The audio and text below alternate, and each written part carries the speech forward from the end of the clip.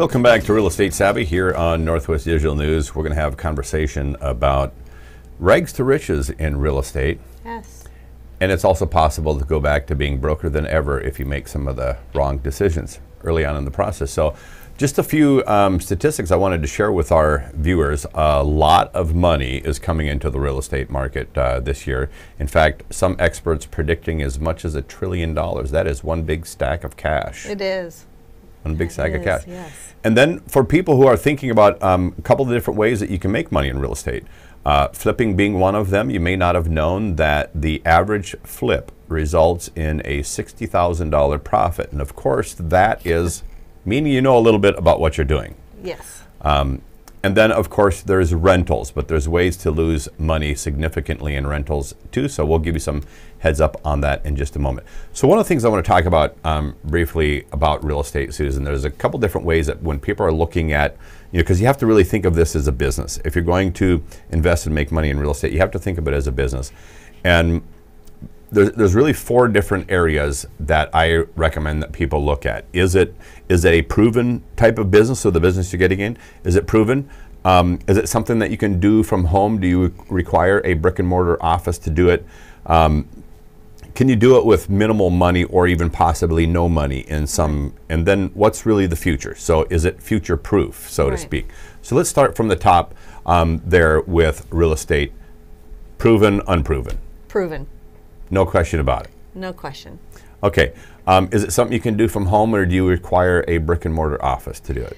You don't require a brick and mortar office. You can do it from home, obviously, because you can sit on your laptop, do it, get through the real estate magazines. You can do it through your laptop. You can do however you want to search for homes, grab an agent.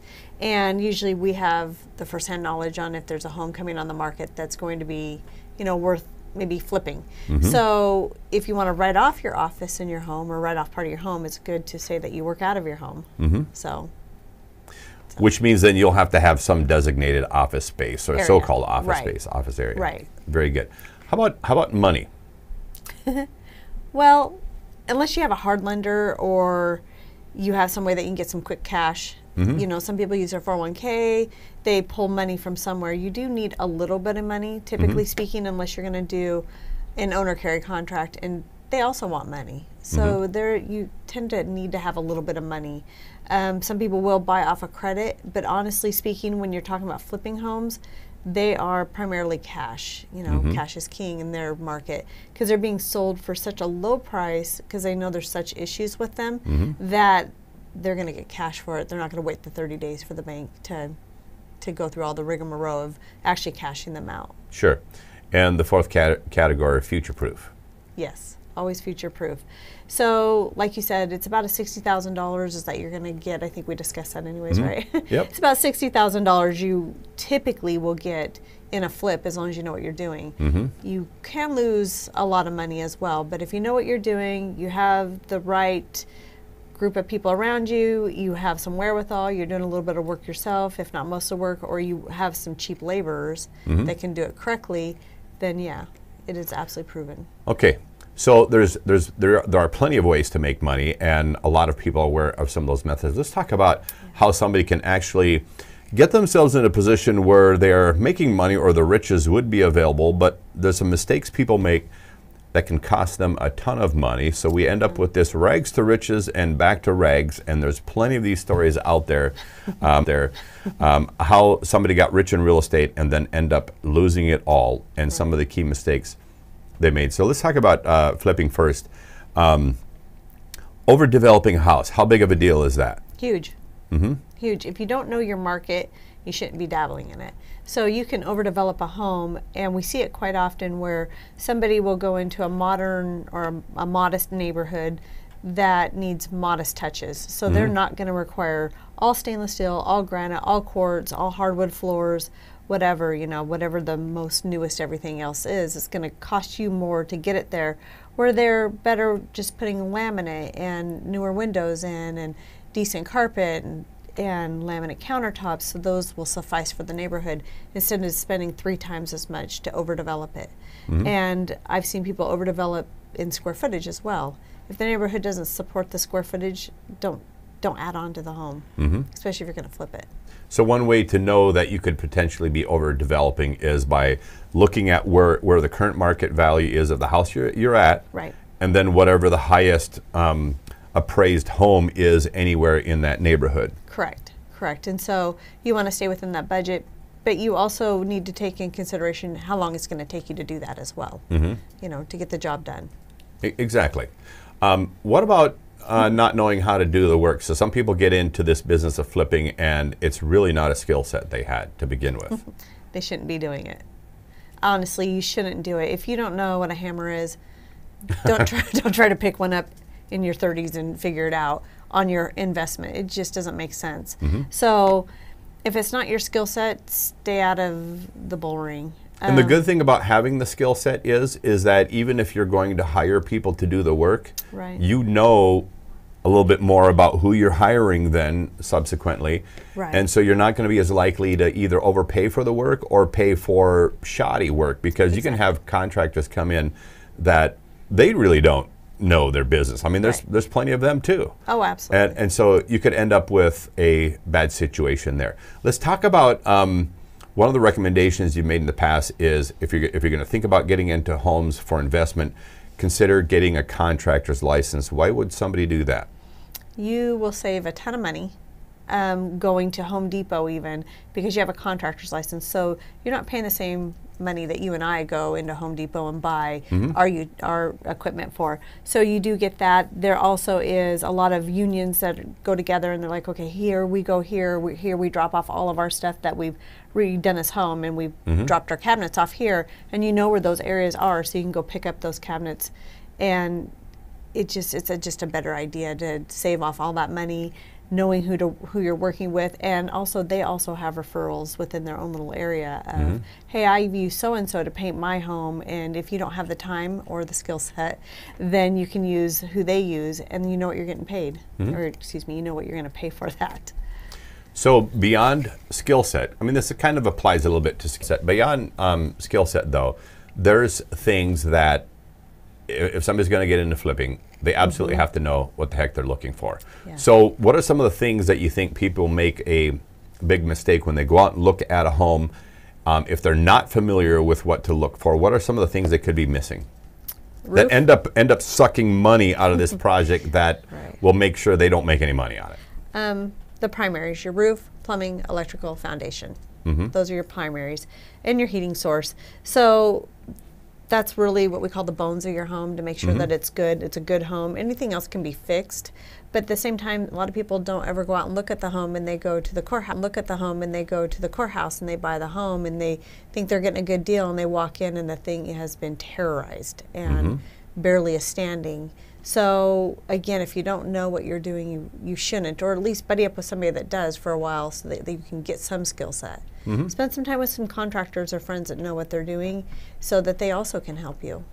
So what about hiring would somebody hire a home inspector potentially to come out and do a home inspection for them?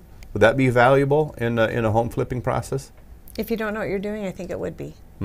But a home inspector also will say to you, well, the roof has 5 to 20% of granules been removed from the roof.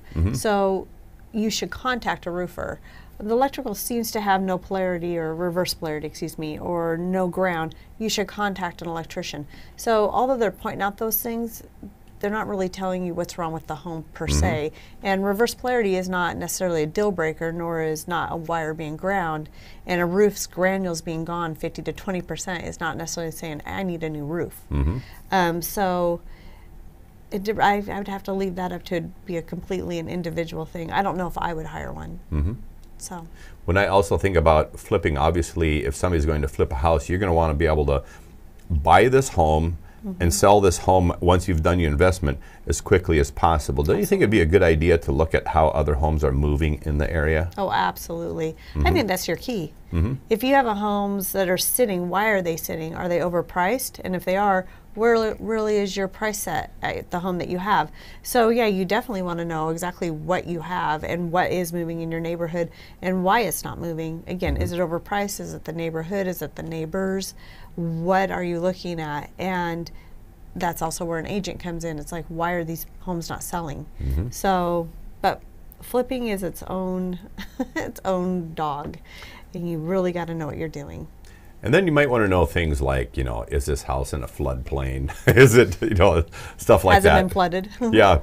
Did the neighborhood ever burn to the ground at one time, or was it even a fire in this house specifically? Right. You know, that could have resulted potentially from electrical and or other problems, you know, in the home.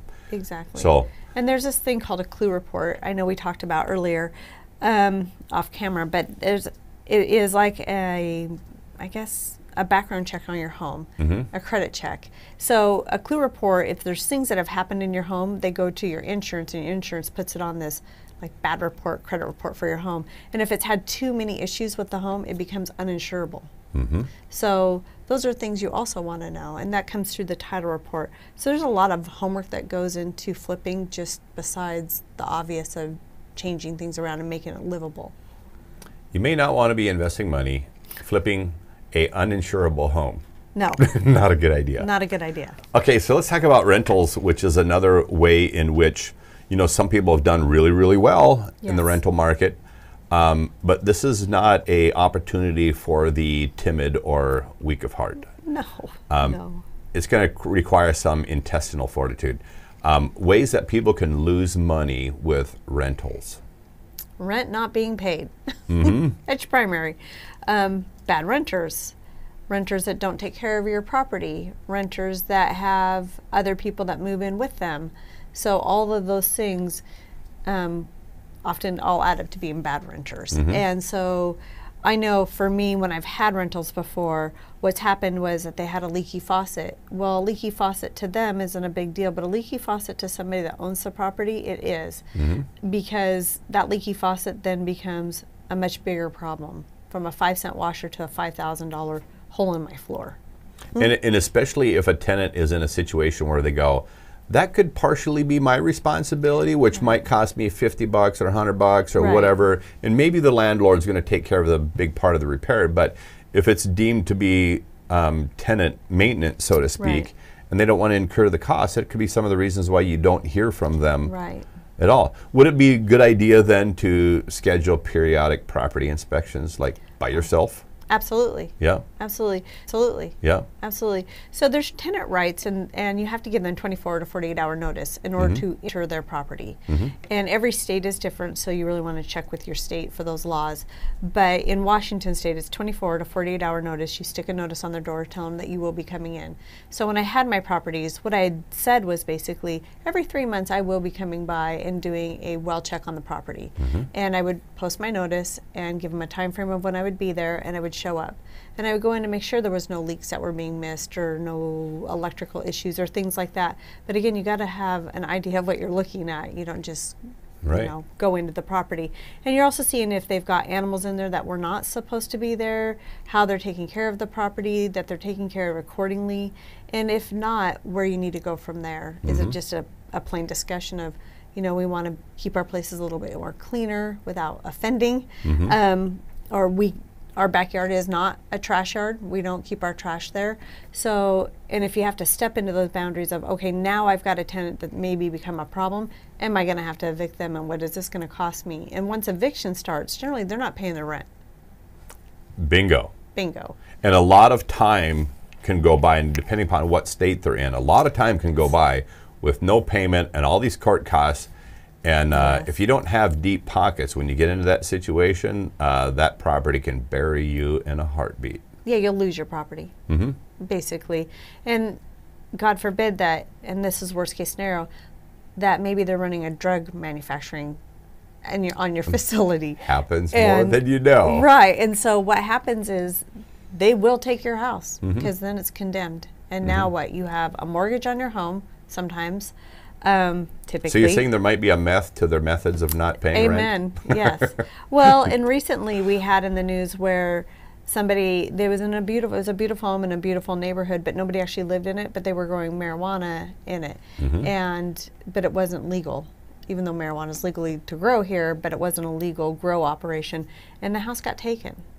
And those people lost their home to them not doing their well checks, in my opinion. Let's go back to the pet thing, because Yes. there's a huge reason why a lot of people will have a no pet stipulation on rental property. And you think about the damage that animals can do to property. And Yeah. I saw a home not long ago that the people who are renting the property had 2 dogs, and they locked the 2 dogs in the house while they went to work during the day. Now, those dogs weren't exactly sitting by the door waiting to go to the bathroom when 5 o'clock rolled around. No, they had already taken care of business inside the house. Right. You can imagine what this place smelled like. Right. It was terrible. Yeah, they're feral. And, you know, if you got to go, you got to go. So, and Yep. especially if they go anyways in there, so they already think that's their their potty yard. And then they also typically eat the walls and scratch the doors and just cause pure damage.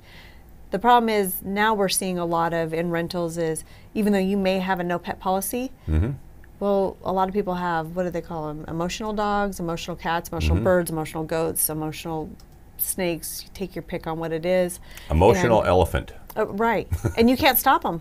There's nothing you can do. So even though you have a no pet policy, you can't stop that. And so you're almost out of control of being in control of your property. You know, when you mentioned about the emotional animals, I've seen so many situations out in public where, you know, that is so abused. 10 years ago, it was almost unheard of even to go grocery shopping and find animals walking around your feet while you're shopping for food, human food. Or eating. Yeah, or eating. And now it's not uncommon to encounter that at all. And I just, you know, it's a goat trail. It but is. Anyway, so let's talk a little bit about, so if you're thinking about rentals, you want to take a really good close look at what the neighborhood itself. So don't just buy a house anywhere to buy, fix up, and rent. Right. The neighborhoods could be really relevant. So when we're talking about good renters, you're going to want to know who else is living around this place. Right. Because you're going to rent to the neighborhood. Correct. So if the neighborhood leans towards a certain type of individuals, that's who's also going to rent from there. And I read an article just recently, and it said that if in fact you're going to buy a rental, make sure it's a rental you personally would live in. And if, just in case you ever have to. Bingo! You might Worst case actually be scenario. living in this house. Yeah, so Yes. you really want to know the neighborhood that you're in. And granted, the nicer homes and the nicer neighborhoods are going to cost you more, but in return, you're going to get better renters, you're going to get a nicer home, and one you personally wouldn't mind putting your mom, your sister, your father, whomever in, your friend. So that's the other side of it, is make sure you also have a place that you're proud of, not just a love shack. And if you're in a little nicer neighborhood, you're much more likely to have renters who can pay for the trash, pay for the utilities, own a lawnmower so they can actually do the grass, own a mop and a vacuum so they can keep the house clean, you know, things like that all come into play. So Yes. a lot of things to take into consideration with rentals and flipping. There are many, many ways to lose money, but real estate has, over the long run, there are more millionaires in real estate than there is no other opportunity that has produced more wealth than real estate in the United States. It's proven. Nothing comes close. Very proven. So a great opportunity to make a ton of money, but a great opportunity to lose everything if you don't know what you're doing. Yes. In all things, a little bit of homework and education goes a long way. Educate. Yep, absolutely. So I guess my best words of advice is, you know, if you don't know what you're doing, buddy up with somebody that does, if it's the avenue you're going to take. Yeah, so. All right. Great advice here on Real Estate Savvy for anyone hoping to create a rags to riches story. Love to hear yours. If you're in real estate doing this already, feel free to comment in the stream below or below the video. We look forward to that. Give us a thumbs up or subscribe to the channel. Here for more updates in the real estate market. I'm Kevin Hunter with Susan Wood on Real Estate Savvy on Northwest Digital News. Thanks, everyone. Take care.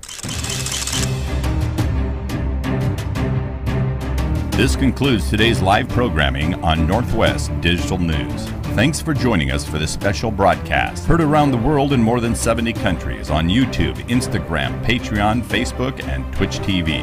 If you enjoyed a story or guest we had here on Northwest Digital News and would like to strut your stuff on the broadcast, email us today at wainfo2017@gmail.com or call or text to 360-545-3501. We're always interested in unique stories, topics, and guests to share with our worldwide audience. Before you go, don't forget to give us a big thumbs up and comment on the live stream.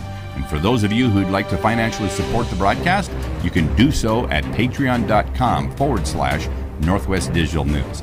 We thank you for your patronage.